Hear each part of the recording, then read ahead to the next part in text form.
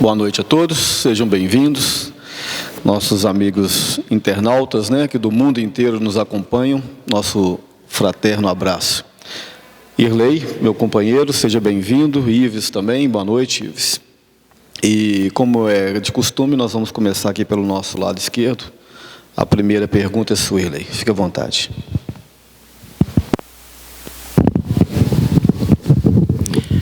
Boa noite a todos, que a paz do Cristo esteja conosco. Na primeira pergunta da noite nós temos: boa noite. Sabemos que nenhum ser encarna sem a permissão divina. No entanto, percebemos famílias totalmente estruturadas, recebendo crianças que muito sofrem. Por que a espiritualidade permite?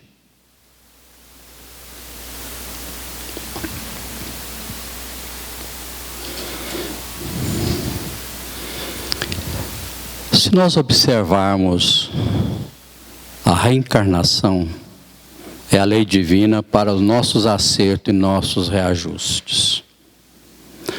Aproximadamente 80% das famílias são de prova e expiações. Então, quando nós reencarnamos, a maioria dos seres humanos ainda, são os acertos e reajustes daqueles que nós prejudicamos ou fomos prejudicados em outras vidas. Se nós observarmos das próprias famílias, filho simpático com o pai, ou antipático com a mãe, ou vice-versa. Irmãos antipáticos e simpáticos uns com outros, verdadeiros inimigos ou amigos. Nós vamos um livro muito interessante, que é As Reencarnações, da Ivone Pereira Amaral, onde tem várias reencarnações dela, e ela permitiu que fosse publicado um desses livros, saiu até recentemente, que é uma das reencarnações dela, Lívia, como a filha de Charles. Nós vamos ver a situação dela, meus 16 anos, 14 anos, praticamente inimiga do próprio pai. Casou-se muito cedo, abandonou o marido e o filho. Eles desencarnaram muito cedo. Então, dentro da família, são os reajustes e os acertos. É por isso que há essa desavença. Não é porque a espiritualidade permite, não. Chama lei de causa e efeito. É a lei divina. E a reencarnação é a lei divina. É como se fosse uma escola. Se nós não estudarmos, pelo menos antigamente, quando nós estudávamos, porque hoje, naquela época tinha que prova escrita, prova oral e etc. Hoje até já se compra a prova, até debaixo do WhatsApp, assim o pessoal está olhando e está escrevendo. Lá em Patinga, para vocês terem uma ideia, que é a região do Vale do Aço, o ano passado, descobriram na Universidade de Medicina, tanto em Patinga como Caratinga, foram presos vários médicos pagando 50 mil, 40 mil para diplomas de medicina, sem ter passado. A gente vê os médicos, a responsabilidade, Então, é esse tipo de reencarnação, meus queridos amigos, é lei de causa e efeito, é ação e reação, é a oportunidade que nós estamos tendo para aproximar daqueles que foram os nossos desafetos de ontem, para acerto, para nós progredir. E muitos são vitoriosos, e muitos também regridem e pedem reencarnações e reencarnações. Eu não sei se expliquei bem, mas é isso aí que acontece com os afetos e desafetos.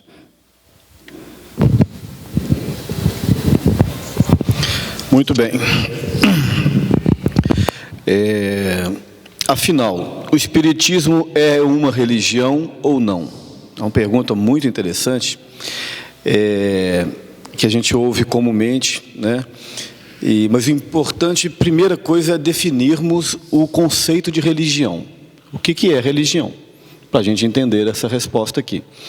Então, nós temos a religião no conceito comum, que é uma hierarquia sacerdotal, formado por templos, e nesses templos nós temos, como eu já disse, uma hierarquia sacerdotal, nós temos rituais, nós temos dogmas, né, e tudo mais. E tem a religião no conceito lato, né, no conceito a priori da palavra religião, que é um mecanismo que promove a religação do homem a Deus, que é o seu Criador. Então, esse conceito de religião, no seu sentido lato, na verdade está muito mais ligado a um sentimento, né? O sentimento onde o homem, dentro da sua evolução intelecto-moral, ele se conecta com Deus através da prática do bem. Então, nesse sentido, no conceito lato da palavra religião, o Espiritismo é religião, sim. Mas no conceito comum de uma hierarquia, de uma estrutura sacerdotal, né, com dogmas, com ritos e tudo mais, o Espiritismo não é. Então, por isso que a gente tem que diferenciar. É lógico que nós temos os centros espíritas que têm uma hierarquia administrativa, né? Mas aqui nós não podemos ter rituais, ou pelo menos não devemos ter, né? Rituais, não devemos ter livros sagrados e não devemos ter uma hierarquia sacerdotal. Então, nós temos trabalhadores, nós temos os oradores, os facilitadores, nós temos os médiuns, diversos tipos de médiuns, né, médiuns passistas, médiuns de reunião mediúnica, trabalhadores de toda a ordem, atendimentos fraternos e tudo mais. Mas isso não quer dizer que exista uma hierarquia sacerdotal. Existe uma hierarquia administrativa, para não virar bagunça. Então, é importante que nós entendamos isso. Então, o Espiritismo é religião no conceito lato, no sentido a priori da palavra, que é o mecanismo que promove a conexão do homem a Deus da sua evolução intelecto-moral. Porque uma vez que o Espiritismo propõe e nos convida à prática do bem, a reforma íntima, ou pelo menos a melhora como espíritos, né, através dos comportamentos, então, naturalmente, você se conecta a Deus. Então, é um mecanismo que impulsiona a evolução do homem. Então, nesse sentido, o Espiritismo é religião, neste conceito, no conceito lato, como eu disse. Tem uma fala do Leon Denis que ela sintetiza isso que eu estou dizendo. Ele diz assim: tenha como templo o universo, por leis a caridade, por altar a tua consciência, por imagens Deus, e por religião o amor. Então, na nossa concepção, né, o Espiritismo, ele é religião nesse conceito de religiosidade. Por quê? Porque ele promove o amor nas criaturas. Boa noite a todos. Pergunta aqui é a seguinte: vi em um vídeo falando sobre bocejar, que significa que a pessoa muda a áurea ou energia, dependendo do ambiente.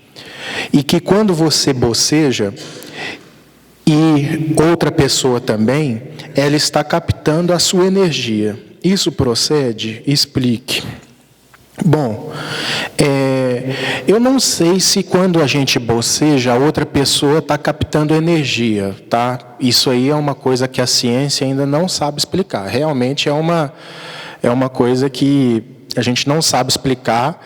Eu não sei se trata de um reflexo condicionado, sabe? Reflexo condicionado foi aquele estudo feito por um pesquisador russo, se eu não me engano, né? Chamado Pavlov, Andrei Pavlov, que ele fazia o seguinte: toda vez que ele alimentava um cachorrinho, ele tocava um sininho. Tim, tim, tim, tim, tim, tim. Aí ele alimentava o cachorrinho. Aí ele fez isso durante um tempo, e depois ele não alimentava o cachorro e tocava só o sininho. E ele percebeu que o cachorro começava a babar, né? Isso aí é reflexo condicionado, ou seja, dentro de determinada atitude que você se acostuma, né, você tem determinada reação. Então, às vezes, o ato de bocejar, por te lembrar repouso, por te lembrar o sono, descanso, pode provocar algum efeito psicológico em você que também te faz bocejar. É uma explicação, a meu modo de ver, mais plausível do que essa questão da energia. É claro que existe essa questão também que nós não podemos desconsiderar. Porque tem muita gente que, por exemplo, entra na cabine de passe e fala: por que eu, quando entro na cabine de passe, eu bocejo? Ou então, muitas vezes, as pessoas relatam arrepios na cabine de passe. Isso aí se dá pelas próprias vibrações ambientais, que elas provocam determinados efeitos em nós. Então, isso também existe. Às vezes a pessoa sente arrepios, às vezes a pessoa boceja na cabine de passe. Agora, também a gente não pode desconsiderar um outro lado, que é que determinados ambientes, eles nos proporcionam relaxamento também. Então, se vocês forem notar bem, a cabine de passe geralmente é com aquela luz um pouco mais opaca, né? Um silênciozinho gostoso, com uma música ambiente. Então, são todos elementos propiciadores de um relaxamento. Então, também existe essa questão muito natural. Agora, essa questão de você mudar a áurea ou energia dependendo do ambiente, isso procede. Porque, veja bem, vocês concordam que depois que nós adentramos a doutrina espírita, depois que nós tomamos contato com o conhecimento libertador, o conhecimento espiritual, determinadas coisas que nos agradavam passam a não nos agradar mais? E que talvez, se nós tivermos alguma experiência naquele sentido anterior, nós vamos nos incomodar? É porque nós aprimoramos nossos gostos, nós aprimoramos a qualidade dos ambientes que nos chamam a atenção, para que a gente possa ter uma frequência naquele ambiente. Então, muitas vezes, isso acontece sim. Eu, por exemplo, se eu for em algum show, se eu for em algum ambiente, por exemplo, uma boate, eu estou falando um exemplo pessoal, apesar que nunca fui, mas tenho certeza que se eu for, vou passar mal.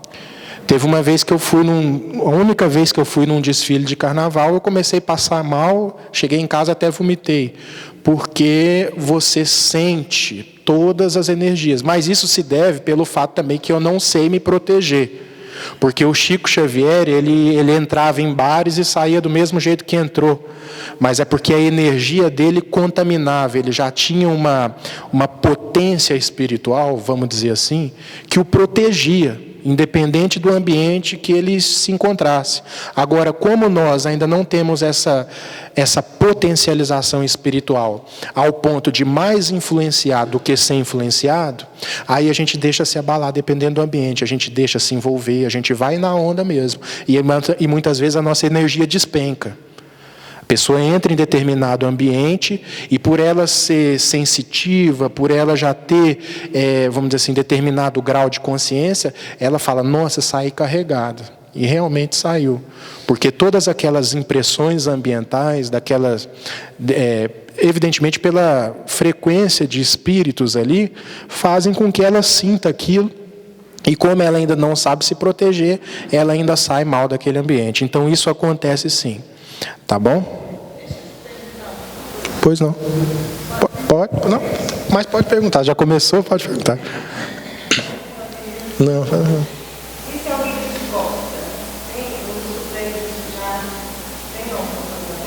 Se alguém está de costa, como? Quem está de costa as coisas que as energias das pessoas estão de costa. Bom, se for um médium sensitivo e que tem a mediunidade aprimorada a esse ponto, né, que isso aí a gente já pode considerar como sendo a mediunidade mais ostensiva, de você perceber o ambiente com a maior nitidez.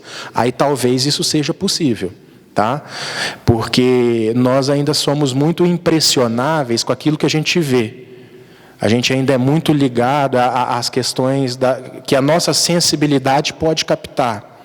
Então, você veja bem, André Luiz, quando ele desce a regiões inferiores com a equipe dele, o que os benfeitores falam para André Luiz fazer? Fique em prece e não se deixe impressionar com o que você está vendo.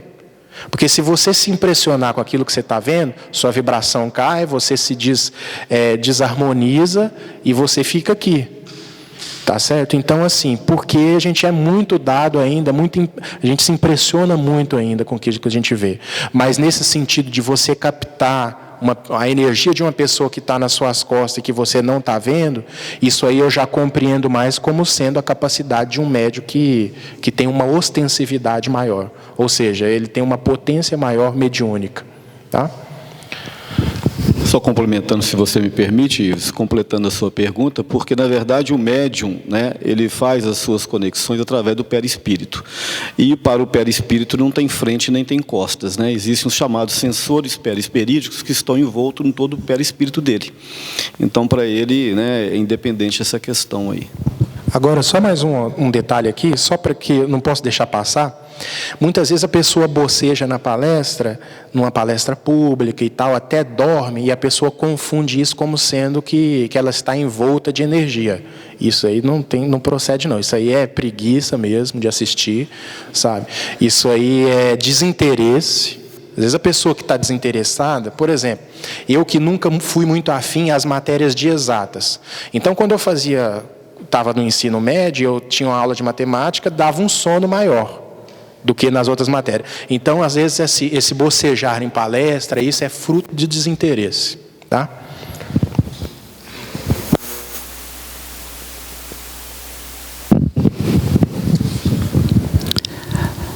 A nossa segunda pergunta também é a respeito da reencarnação. Mas a gente vai responder essa pergunta, nós vamos completar um pouquinho a primeira, porque fala muito sobre o sofrimento das crianças e tudo.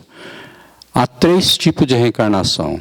A reencarnação compulsória é aquela que nós não temos a liberdade. São reencarnações obrigatórias. São irmãos, muitas vezes trabalhando para o mal, séculos e séculos, e chega um ponto que é uma oportunidade, então ele é reencarnado, a espiritualidade, aquele grupo, muitas vezes tem algum parente, algum amigo, tanto pedir, eles reencarnam compulsoriamente e nem sabem que estão reencarnando. E tem as reencarnações de provas e expiações. Provas é o espírito que pede, quem leu o Nosso Lar, quem assistiu o filme Nosso Lar, os livros de André Luiz todos falam isso, é que muitas vezes a gente pede para reencarnar naquela situação. Para vocês terem uma ideia, tem um fato muito interessante, que eu não lembro o nome do livro, porque eu leio demais e acabo não esquecendo o nome do livro. Aí vem na cabeça só os frascos. Um cientista, na época do Hitler, no nazismo, ele com a sua enfermeira, ele era médico, cientista, e ele, sobre os judeus, ele pegava uma lâmina incandescente, fogo, brasa, e chegava próximo dos olhos daquelas pessoas para ver a resistência, até quanto tempo eles aguentavam sem ficar cego. E ele desencarnou, tanto com aquela enfermeira que o ajudava, e depois de vários tempos, naquele sofrimento na região umbralina, aí devido a sua mãe, muitos amigos pedindo sempre, orando muito para ele, então a espiritualidade resolveu, né, dar mais uma oportunidade para que ele reencarnasse. E ele pediu então que queria reencarnar cego para sofrer tudo aquilo que ele havia feito com aquelas pessoas. Aí o companheiro espiritual disse, não, você vai reencarnar cego, você vai dar trabalho para os outros. Então você vai reencarnar, você vai ser um oftalmologista e vai ajudar muito daqueles que você mesmo cegou. E assim, ele reencarnou em São Paulo, um dos grandes oftalmologistas conhecido no Brasil internacional, em São Paulo, e com a filha que passou também a trabalhar com ele e tudo, e ele trabalhando, ajudando aquelas pessoas e fazendo cirurgias muito famosas. Um belo dia, sua filha única, problemas de vista. Aí ele foi fazer a cirurgia da sua filha e a cegou. E aquela filha, ela que era a enfermeira que ajudava. Né? Reencarnações compulsórias.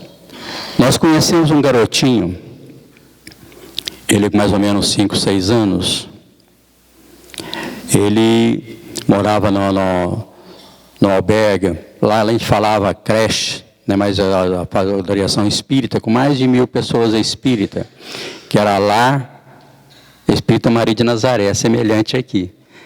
E tinha um garotinho, eu chegava lá, ele sempre ia levar doações e tudo, eu ia me vendo, ô Tilei, cadê minha balinha? Aí tirava, ia levar, sabia que ia pedir, levava. O rostinho dele, se vocês olhassem, era um verdadeiro cãozinho bulldog. Mas encarnou também há muitos anos, encarnou com 6 para 7 anos. Por que isso? Encarnações compulsórias, que em outras reencarnações transformou-se em próprios animais. Quem participa da reunião mediúnica deve participar disso, saber dessas coisas. Então, devido às condições perispíricas dele, ele manipulou seu perispírito e veio com esse formato animalesco, como há muitos e muitos no mundo todo, e algumas reencarnações que até é o aborto natural que isso acontece. As reencarnações missionárias, nós vamos ver muitas, como a mãe de André Luiz, que ela ia reencarnar, receber o seu esposo, que era praticamente um adulto, em outras vidas reencarnado, com as suas amantes, e ele vivia na região umbralina, que era obsidiado por 2 amantes, e ela ia reencarnar, recebê-lo novamente como marido, e as suas 2 amantes como filhas. Vocês imaginam o trabalho que ia dar para nossa amiga. Então, todo sofrimento, meus amigos, lei de causa e efeito, ação e reação. Todos nós que reencarnamos, problemas físicos, seja qual for, problemas morais, problemas intelectuais, tudo é a colheita. Porque a plantação é livre e a colheita é obrigatória, palavras de Jesus. Gostaria de esclarecer, os esclarecedores comentar sobre a reencarnação na Bíblia e os eventos mediúnicos de Jesus. Se nós observarmos o termo bíblico, a própria Bíblia está lá com o diálogo de Jesus com Nicodemos. Ao Nicodemos permanece, como eu vou nascer de novo, vou entrar no útero da minha mãe desse tamanho? Aí Jesus diz para ele, Nicodemos, você é um doutor da lei, não sabe nem das leis naturais, como é que você vai saber das leis divinas? Ele tinha que reencarnar para a sua evolução. Vamos encontrar também o diálogo de Jesus com os apóstolos, quando ele fala no Elias, fala que era João Batista, mas mestre, Elias veio, ele veio e vocês não viram, vocês não o conheceram, mas sois vós, mestre? Não, é João Batista. Porque João Batista veio como Elias, que Elias era um grande sacerdote naquela época, mais de 300 anos de Cristo, aonde ele colocou vários fogos, já que vários magos, que eram médios de efeitos físicos, né, chamados de magos, outros normais. Falou assim, vocês vão ter que colocar fogo em todas essas, foi colocado que as fogueiras e tudo, e eles não conseguiram. Aí o Elias mandou matar todos. Ele reencarnou como João Batista e foi decolado. Então tem várias encarnações dentro da própria Bíblia. E os eventos mediúnicos de Jesus, segundo consta, se Jesus foi médio, ele foi médio de Deus. Porque Jesus foi o Espírito mais perfeito que encarnou na Terra. Se vocês verificar milhares de anos, que Jesus vem preparando-se, o seu perispírito, a sua energia, para se tornar mais ou menos com a energia da Terra para reencarnar.